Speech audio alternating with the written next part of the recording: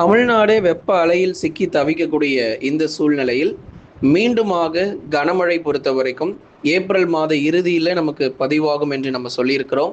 குறிப்பாக ஏப்ரல் 24ஆம் தேதி முதல் 29ஆம் தேதி அல்லது 30ஆம் தேதி வரைக்குமே கூட பரவலாக ஒரு சில மாவட்டங்களில் மட்டும் பரவலாக கனமழை பதிவாக போகுது. குறிப்பாக தென் மாவட்டங்களிலும் மேற்கு தொடர்ச்சி மலையொட்டிய பகுதிகளிலும் விரைவில் மழை வாய்ப்புகள் கணிசமாக அதிகரிக்கும். அதாவது ஒரு மிகப்பெரிய ஒரு வெள்ளப்பெருக்கோ அல்லது கனமழையோ அதீத கனமழைக்கோ வாய்ப்புகள் கிடையாது.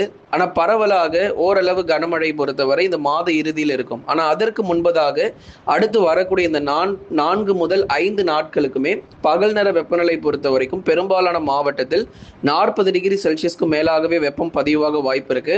வெப்ப அலையில நம்ம சிக்கி இருக்கிறோம். அதனால பகல் நேர வெப்பநிலையில எந்த விதமான மாற்றமும் இருக்காது. வழக்கம் போல் வெயிலுடைய தாக்கம் தொடர்ந்து தீவிரம் அடையும். மாத இறுதியில் மட்டுமே, அதுவும் மாலை அல்லது இரவு நேரங்களில் பரவலாக மழை வாய்ப்புகள் தென் மற்றும் மேற்கு தொடர்ச்சியில எதிர்பார்க்கலாம். நீங்க நண்பர்களே மறக்காம ஒரு லைக் பண்ணுங்க, சப்ஸ்கிரைப் பண்ணி சப்போர்ட் பண்ணுங்க. நம்ம சேனல்ல நிறைய ப்ராடக்ட் சேல் போயிட்டு இருக்கு. ஸ்டோர்னு சொல்லி ஒரு ஆப்ஷன் இருக்கும், அதுல போய் மறக்காம வாங்கி பர்ச்சேஸ் பண்ணிக்கோங்க.